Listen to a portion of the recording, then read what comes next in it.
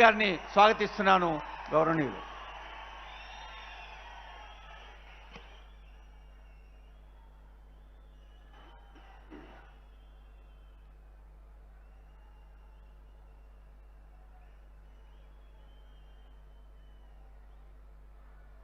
సభాధ్యక్షులు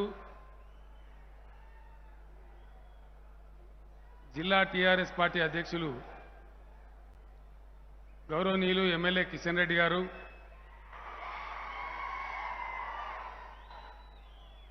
వేదికను అలంకరించిన రాష్ట్ర విద్యాశాఖ మంత్రివర్యులు గౌరవనీయులు శ్రీమతి సబితా ఇంద్రారెడ్డి గారు,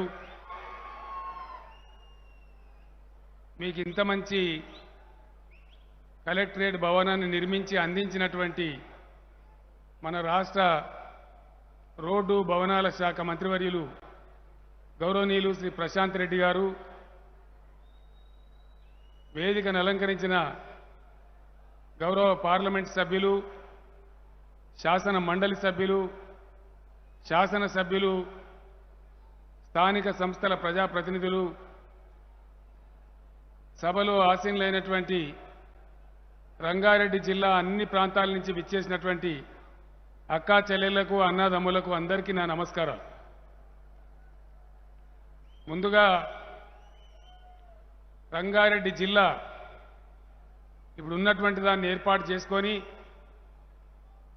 చక్కటి సమీకృత పరిపాలనా భవనాన్ని నిర్మింపజేసుకున్నందుకు, ఈరోజు నాతో ప్రారంభింపజేసుకున్నందుకు రంగారెడ్డి జిల్లా ప్రజాప్రతినిధుల్ని, అధికారులను, ప్రజలందరినీ కూడా నేను హృదయపూర్వకంగా అభినందనలు, కృతజ్ఞతలు మీకు తెలియజేస్తా ఉన్నాను.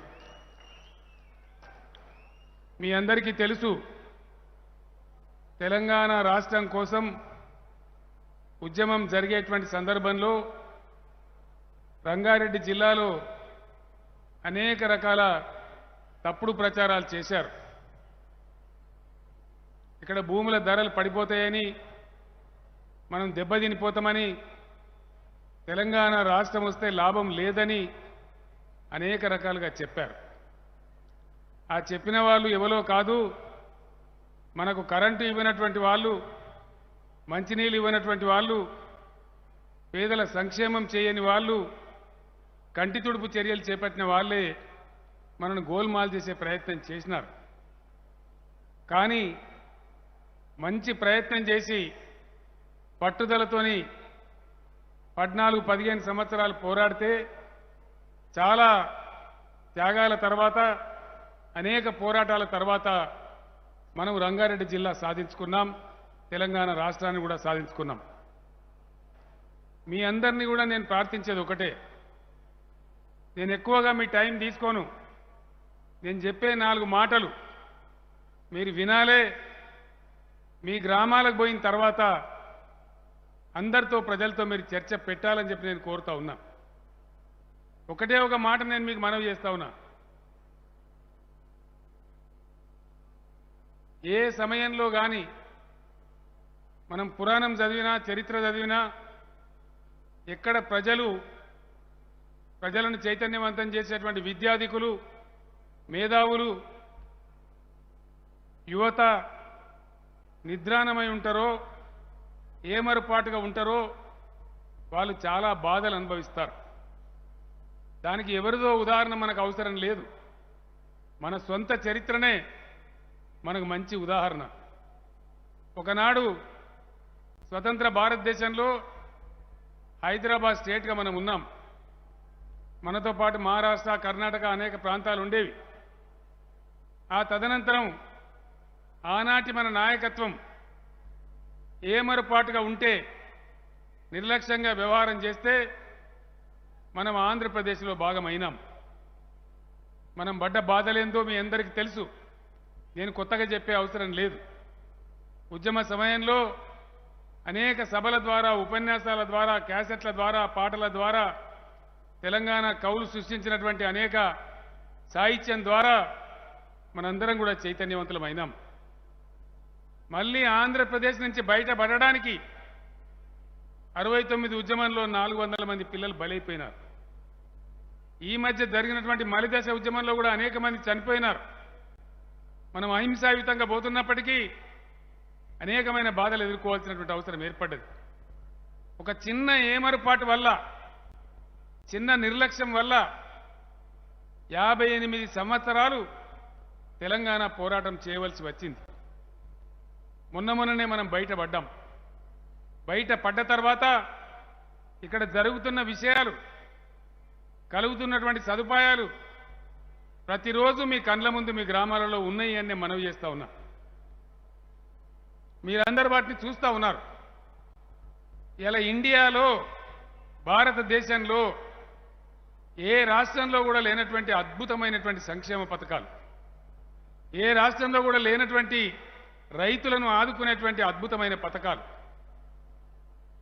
యుఎన్ఓ నుంచి ప్రపంచం యావత్తు పొగిడేటువంటి రైతు బంధు, రైతు బీమా సదుపాయాలు ఎక్కడ ఏ రాష్ట్రంలో కూడా లేవు. రైతు బీమా సదుపాయం అయితే యావత్తు ప్రపంచంలోనే ఎక్కడ లేదు. తెలంగాణలో 93.5% చిన్న సన్నకారు రైతులే ఉన్నారు. ఒక గుంట ఉన్న రైతు చనిపోయినా వారం 10 రోజుల లోపలనే 5 లక్షల రూపాయలు వాళ్ళ బ్యాంక్ ఖాతాలో రైతు బీమా కింద వచ్చి పడుతున్న విషయం మీకు తెలుసు. వేరే చోట రైతులు చాలా బాధలు పడుతూ ఉంటారు, అప్పులకు పోతూ ఉంటారు, అంతులేని వడ్డీ భారాన్ని మోస్తూ ఉంటారు. కానీ తెలంగాణ రైతులు పండించే ధాన్యాన్ని మొత్తం ప్రభుత్వమే కొనుగోలు చేస్తుంది. రాష్ట్ర వ్యాప్తంగా 7,000 కొనుగోలు కేంద్రాలు పెట్టే ఒకే ఒక్క రాష్ట్రం ఇండియాలో తెలంగాణ రాష్ట్రం. ఆ కొనుగోలు తర్వాత గతంలో దళారీ వ్యవస్థలా కాకుండా ధాన్యం అమ్ముకొని వస్తే 4వ రోజు 5వ రోజు వారం లోపల డబ్బులు మీ బ్యాంకులో జమ అవుతా ఉన్నాయి. ఆ డబ్బులు జమ అయితే లేవో రెండవ పంట కోసం మళ్ళా రైతు బంధు డబ్బులు కూడా మీ బ్యాంక్ ఖాతాలో జమ అవుతా ఉన్నాయి. ఏ విధంగా జమ అవుతున్నాయి? మీరు ఎక్కడ దరఖాస్తు పెడతలేరు, దండం పెడతలేరు, ఆఫీసుల చుట్టూ తిరుగుతలేరు. హైదరాబాద్లో మన ఫైనాన్స్ సెక్రటరీ, మన అగ్రికల్చర్ సెక్రటరీ మీ ఖాతాలో డబ్బులు వేస్తే ట్రింగ్ మని మీ సెల్ ఫోన్లలో మీకు మెసేజ్లు వస్తున్నాయి. బ్రహ్మాండంగా ఇలా రైతులంతా కూడా అప్పులు తీసుకునే అవసరం లేకుండా, వడ్డీల బాధన పడే అవసరం లేకుండా ఎకరానికి 10,000 రూపాయలు చొప్పున రైతు బంధు కూడా అంతా ఉంది. అదేవిధంగా 24 గంటలు వ్యవసాయానికి టోటలీ ఫ్రీగా, ఉచితంగా మంచి క్వాలిటీ కరెంట్ ఇచ్చేటువంటి ఒకే ఒక రాష్ట్రం తెలంగాణ. ఇది మీకు తెలియనటువంటి విషయం కాదు. మూమెంట్ పెరిగింది. మీరు కూడా అనేక రాష్ట్రాలకు పోతా ఉన్నారు, వస్తూ ఉన్నారు. నేను చెప్పే విషయాలు మీకు కొత్తవి కావు. నేను ఎందుకు జ్ఞాపకం చేస్తున్నానని ముందు చెప్తాను. ప్రాజెక్టుల ద్వారా ఎక్కడైతే నీళ్లు సరఫరా అవుతున్నాయో పాత నీటి తీరువా బకాయిలు రద్దు చేసి ₹1 కూడా ఛార్జీ తీసుకోకుండా నీళ్లు కూడా సప్లై చేస్తూ ఉన్నారు.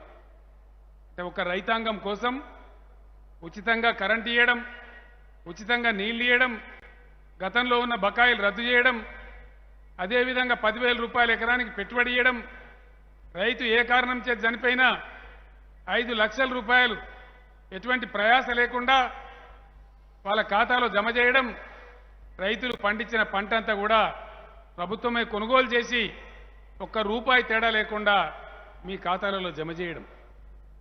ఆంధ్రప్రదేశ్ రాష్ట్రంలో కలలో కూడా ఇట్లా జరుగుతుందని మనం అనుకున్నామా, ఊహించినమా? ఈ సదుపాయం వస్తుందని రైతాంగం అనుకున్నదా? ఇంత అద్భుతమైన సదుపాయాన్ని మన తెలంగాణ రాష్ట్రం వచ్చింది కాబట్టి, సొంత పరిపాలన జరుగుతున్నది కాబట్టి రైతుల కష్టాలు తొలగిపోవాలని చెప్పి ఇలా ప్రభుత్వం మీ అందరి కోసం చేస్తూ ఉంది. ఆ విషయం మీకు తెలుసు. అదే పద్ధతులలో అనేక విషయాలు, అనేక రంగాల సంక్షేమం చేసుకుంటా ఉన్నాం. పేదలు, వృద్ధులు, ముసలివాన్లు, వితంతువులు, ఒంటరి మహిళలు అందరికి కూడా 2,000 రూపాయల పైన పెన్షన్ ఇచ్చి ఆదుకుంటా ఉన్నాం. దివ్యాంగులు, వికలాంగులుంటే 3,000 రూపాయల పెన్షన్ ఇచ్చి ఆదుకుంటా ఉన్నాం. ఇవన్నీ కూడా నేను చెప్పాల్సిన అవసరం లేదు, మీకు తెలుసు. మీ గ్రామాలలో ప్రతిరోజు మీ కళ్ళ ముందర జరుగుతూ ఉన్నాయి.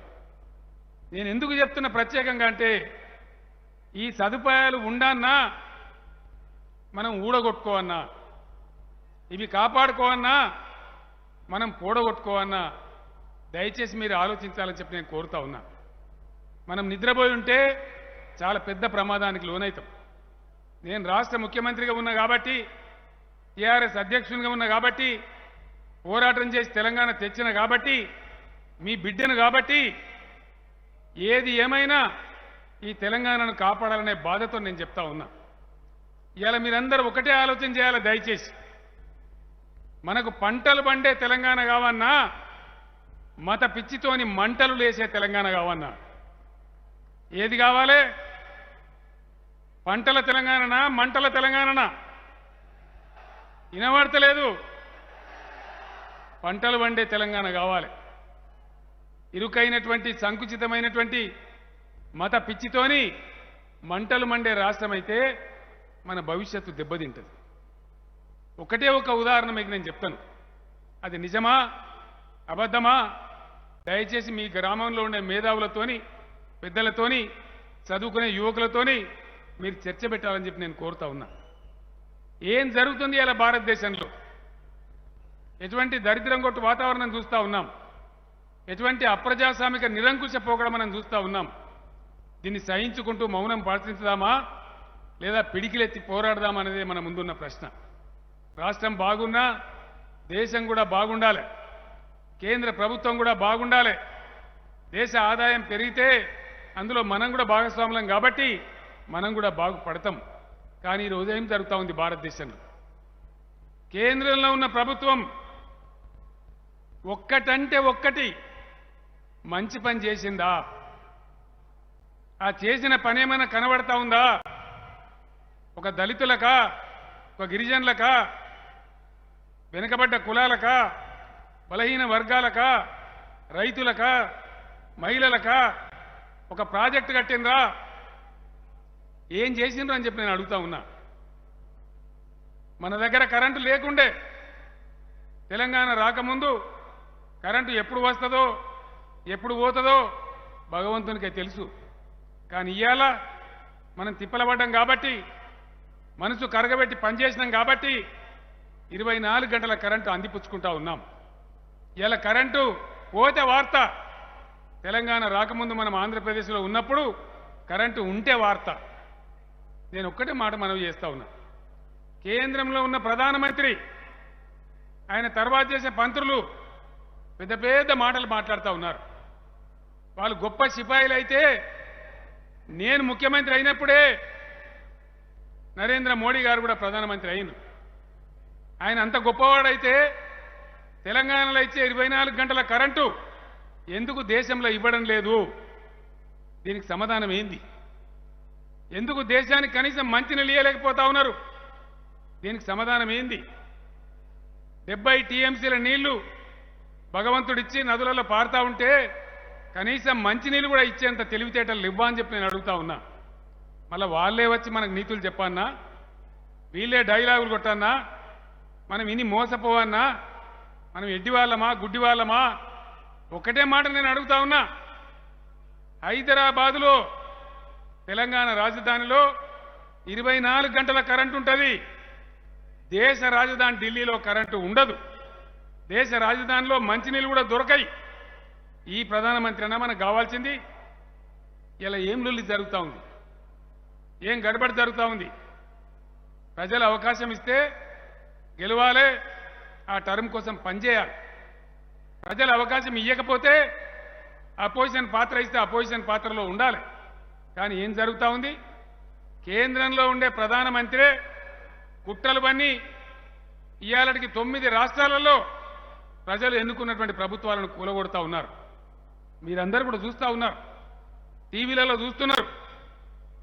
నిన్నగాక మొన్న తమిళనాడులో స్టాలిన్ గారు గెలిచిండ్రు, 2/3 మెజార్టీతో గెలిచిండ్రు. అక్కడ కూడా ప్రభుత్వాన్ని కూలగొడతామని మాట్లాడతారు. నిన్నగాక మొన్న బెంగాల్లో మమతా బెనర్జీ గారు గెలిచిండ్రు, అక్కడ ప్రభుత్వాన్ని కూలగొడతారని మాట్లాడతారు. ఇవాళ జరుగుతూ ఉంది ఢిల్లీలో. ఈరోజు అరవింద్ కేజ్రీవాల్ గారు ఆమ్ ఆద్మీ పార్టీ గెలిచింది ఢిల్లీలో 25 కోట్లు ఇచ్చి ఒక్కొక్క ఎమ్మెల్యేను కొంటము అని మాట్లాడుతూ ఉన్నారు. ఇది ప్రజాస్వామ్యమా? ప్రజలు స్వాములుగా ఉన్నారా? ఇది రాజకీయమా? అరాచకత్వమా? దీనికి సమాధానం కావాలి. దీన్ని ఇట్లే మనం భరించినట్టయితే, మౌన ప్రేక్షక పాత్ర వహించినట్టయితే, ఇదే విచ్చలవిడిగా వాళ్ళని విడిచిపెట్టినట్టయితే నేను చెప్పిన మత పిచ్చి మంటలే వస్తాయి. నేను ఒక్కటే మాట మీకు చెప్తా ఉన్నా, మీ బిడ్డగా నా బాధ్యత. ఎందుకంటే ఒక ఇల్లు కట్టానంటే చాలా సమయం పడుతుంది, ఒక రాష్ట్రం ఏర్పాటు కావాలంటే చాలా సమయం పడుతుంది, ఒక ప్రాజెక్టు కట్టానంటే చాలా సమయం పడుతుంది. కానీ మూర్ఖంగా ఒక మూఢ నమ్మకాలతోని, పిచ్చితోని, ఒక ఉన్మాదంతోని కూలగొట్టానంటే 2-3 రోజుల్లో కూలగొట్టచ్చు. ఎంత కష్టమవుతుంది. శిథిలమైపోయి చిక్కిపోయి చెట్టుకోగలు గుట్టకోగలైన తెలంగాణ రైతాంగానికి మళ్ళీ ఇయ్యాలి ఇంత ముఖం తెలివి దేవానంటే 58 ఏళ్ళు కొట్లాడినాం. ఇలా 8 ఏళ్ల నుంచి పొలరాడుతున్నాం. ఎన్నో కష్టం చేస్తే కానీ తెలంగాణ ప్రజలు, తెలంగాణ పల్లెలు చల్లబడే పరిస్థితి లేదు. దయచేసి నేను మిమ్మల్ని అందరినీ కోరేది ఒకటే, ఒక ఉదాహరణ మీరు ఆలోచన చేయాలి. బెంగళూరు సిటీ కర్ణాటక రాజధాని. ఎవరు అవునన్నా కాదన్నా Bengaluru silicon valley of India. గత 40-50 ఏళ్ల నుంచి అక్కడ అనేక ప్రభుత్వాలు కష్టపడి కృషి చేసి ఒక వాతావరణం నిర్మాణం చేస్తే బ్రహ్మాండంగా అది సిలికాన్ వ్యాలీ అయింది. 30 లక్షల మందికి ఐటీలో ప్రత్యక్షంగా ఉద్యోగాలు దొరుకుతూ ఉన్నాయి. ఈరోజు ఏం జరుగుతూ ఉంది? 2వ స్థానంలో మన హైదరాబాద్ ఉంది. ఎప్పుడు కూడా మనకంటే ముందు బెంగళూరే ఉంటుంది. కానీ ఈసారి ఈ సంవత్సరం మనకంటే తక్కువ ఉద్యోగాల కల్పన జరిగింది. ఇక్కడ తెలంగాణలో హైదరాబాద్లో ఐటీ రంగం దూసుకొని పోయి 1,55,000 మందికి ఉద్యోగాలు వస్తే కర్ణాటక మనకన్నా 7,800 ఉద్యోగాలు తగ్గిపోయింది. కారణం ఏంది? గత ఏడాది నుంచి హిజాబ్ అని, హలాల్ అని రకరకాల మతపిచ్చి లేపి అక్కడ వాతావరణాన్ని కలుషితం చేస్తే ఈరోజు భయంకరమైన పరిస్థితులు కనపడతా ఉన్నాయి. అక్కడ ఉద్యోగాలు పోతా ఉన్నాయి. మరి రేపు హైదరాబాద్లో కూడా, తెలంగాణలో కూడా మనకు వచ్చే పరిశ్రమలు రాకుండా పోవన్నా, ఇన్ఫర్మేషన్ టెక్నాలజీ రంగం పారిపోవన్నా, పిల్లలకు ఉద్యోగాలు దొరకాలన్నా వద్దా? మన రంగారెడ్డి జిల్లా భూముల ధరలు పడిపోవన్నా? ఇలా రంగారెడ్డి జిల్లా తెలంగాణకే బంగారు కొండ. 1 ఎకరం భూమి ధర ఎంత?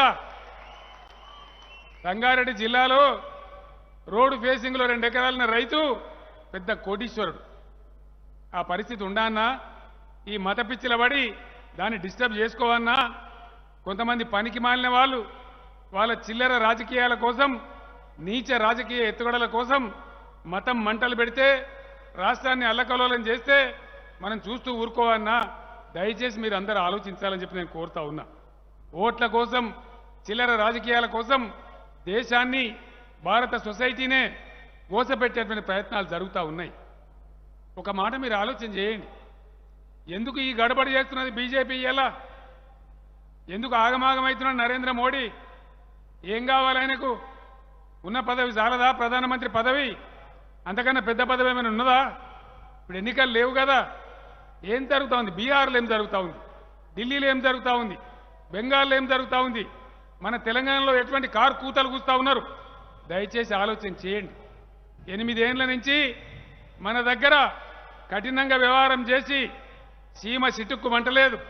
ప్రశాంతంగా ఉన్న తెలంగాణ సమాజం, హైదరాబాద్ నగరం, మన మొత్తం రాష్ట్రమంతా కూడా అద్భుతమైనటువంటి, బ్రహ్మాండమైనటువంటి ప్రశాంత వాతావరణంలో అభివృద్ధి జరుగుతూ ఉంది.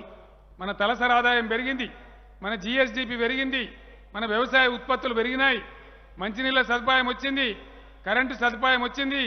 ఇవాళ ఇంత మంచి కలెక్టరేట్ బిల్డింగులు కట్టుకుంటా ఉన్నాం. రాష్ట్రాన్ని 33 జిల్లాలు చేసుకున్నాం. మరి ఈ దుర్మార్గులు, ఈ చిల్లరగాళ్ళు, ఈ మత పిచ్చిగాళ్ళు ఈరోజు ఏం చేస్తా ఉన్నారు? దయచేసి ఆలోచన చేయండి. ఎటువంటి దుర్మార్గమైన పద్ధతులు చేస్తా ఉన్నారో మీరు ఆలోచన చేయండి. నేను ఒక్కటే మాట మనవి చేస్తా ఉన్నా. నేను బ్రతికి ఉండంగా, నా కంఠంలో ప్రాణం ఉన్నంత వరకు తెలంగాణ రాష్ట్రాన్ని ఆగం కానియ్యను. దీన్ని కాపాడడానికి నా సర్వశక్తులు కూడా నేను దారబోస్తాను. ఇంకా అభివృద్ధి చేసుకుంటూ ముందుకు పోతూనే ఉంటాం. నాకున్న బలగం మీరే ప్రజలే అని చెప్పి నేను మనవి చేస్తా ఉన్నా. మీ అండదండలు మీ ఆశీర్వచనం ఉన్నంత వరకు బ్రహ్మాండంగా ఇంకా ముందుకు దూసుకొని పోదాం, బ్రహ్మాండమైన పంటలు తెచ్చుకుందాం. వికారాబాద్, రంగారెడ్డి, మేడ్చల్ జిల్లాలు కొంత హైదరాబాద్ నగరంలో శివారు చుట్టూ ఉండేటువంటి మున్సిపల్ కొత్తగా ఏర్పడ్డ కార్పొరేషన్లతో మున్సిపాలిటీలతో ఉంటాయి, చాలా వరకు గ్రామాలు తక్కువగా ఉంటాయి. నేను మొన్న వికారాబాద్ వెళ్ళినప్పుడు అక్కడ నేను మర్చిపోవడం జరిగింది. మేడ్చల్లో నేను ప్రకటించినాను. మీ మంత్రి గారు సబిత గారు, మీ ఎంపీ రంజిత్ రెడ్డి గారు, మీ పార్టీ అధ్యక్షులు మంచిరెడ్డి కిషన్ రెడ్డి గారు, అన్నా మీరు మేడ్చల్లో ఎట్లయితే డబ్బులు ఇచ్చిండ్రో మాకు కూడా ఇయ్యాల, లేకపోతే మంచి మాట దక్కదని నన్ను బెదిరించినారు. మీకోసం వాళ్ళు అడిగినారు. అటువంటి నాయకులు ఉండాలి.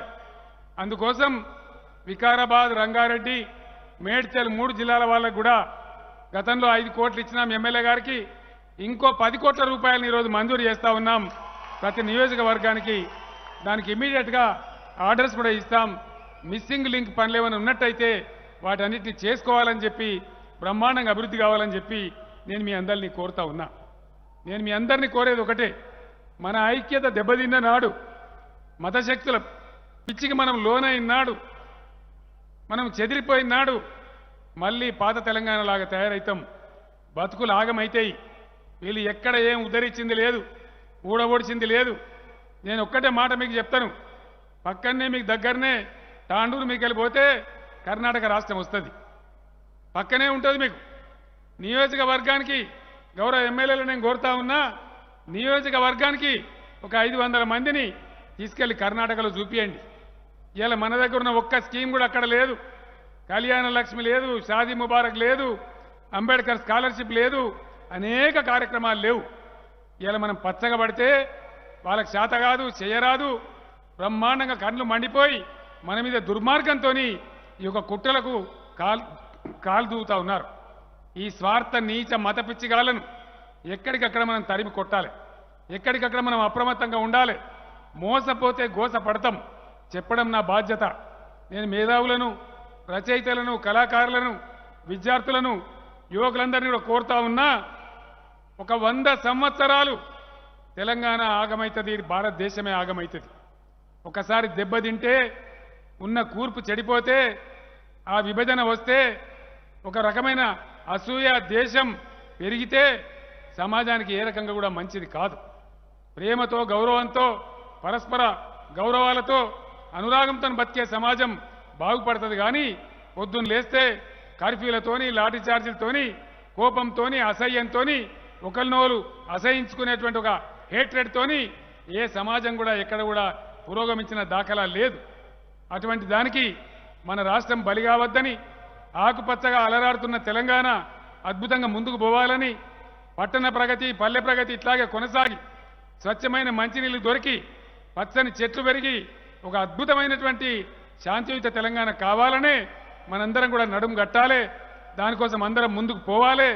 ఆ రకంగా దయచేసి మేధోవంతులు, బుద్ధిజీవులు అందరూ కూడా ఈ విషయాలు చర్చ చేసి, ఆలోచన చేసి మన రాష్ట్రాన్ని కాపాడుకోవడంలో మనం ముందంజలో ఉండాలి. భారతదేశానికి ఆదర్శంగా ఉండాలి. అందులో రంగారెడ్డి జిల్లా చైతన్యం ఎక్కువ జిల్లా కాబట్టి మీరు అగ్రభాగాన ఉండాలని కోరుకుంటూ, ఇంత మంచి పరిపాలనా భవనాన్ని నిర్మించుకున్న మీ అందరికి కూడా మరొక్కసారి నేను అభినందనలు తెలియజేస్తా ఉన్నా. ఇప్పుడే మిత్రులు కిషన్ రెడ్డి గారు చెప్పినారు, కృష్ణా జలాలల్లా మా వాటా తేల్చమంటే శాత కాదు మన ప్రధానమంత్రికి. ఉల్టా పల్టా మాట్లాడతారు. 8 ఏళ్ళు సరిపోదా నరేంద్ర మోడీ గారు? ఎందుకు మా వాటా తేల్చడం లేదు? ఇవాళ మా రంగారెడ్డి జిల్లాకు నీళ్లు రావాలి, వికారాబాద్ జిల్లాకు నీళ్లు రావాలి, మేడ్చల్ జిల్లాకు కొంతమేరకు వస్తూ ఉన్నాయి, నల్లగొండకు రావాలి, మహబూబ్ నగర్ రావాలి. మేము మనుషులం కాదా? భారతదేశంలో భాగం కాదా? 100 దరఖాస్తులు ఇస్తే ఈ రోజు వరకు ఉలుకు లేదు, పలుకు లేదు. సుప్రీంకోర్టులో కేసు వేసినాం, దాన్ని విత్డ్రా చేసుకుంటే మేము నీకు నీళ్ళు ఇస్తామని చెప్పినారు, ట్రిబ్యునల్కు రిఫర్ చేస్తామని చెప్పినారు. ఏడాది పొద్దయిపోయింది, ఇవాళ వరకు ఉలుకు లేదు, పలుకు లేదు. ఈ క్రియాశీలమైన నిష్క్రియాపరత్వంతో కూడుకున్న ఈ ప్రభుత్వాన్ని కేంద్రం నుంచి పారదోల్తేనే, వాళ్ళని సాగనంపితేనే మనం అన్ని రకాలుగా బాగుపడతాం. కాబట్టి దయచేసి రాబోయే రోజులలో జాతీయ రాజకీయాల్లో కూడా ఉద్విగ్నమైన పాత్రను మన తెలంగాణ పోషించాలి. పోషించాలన్నా తెలంగాణ వినబడతలేదన్నా? జాతీయ రాజకీయాల పిడికిలు ఎత్తన్నా? ముందుకు పోవన్నా? వీళ్ళని దుర్మార్గులను సాగనంపితేనే ఈ దేశానికి నిష్కృతి, మన రాష్ట్రం కూడా బ్రహ్మాండంగా బంగారు తెలంగాణ అవుతుంది.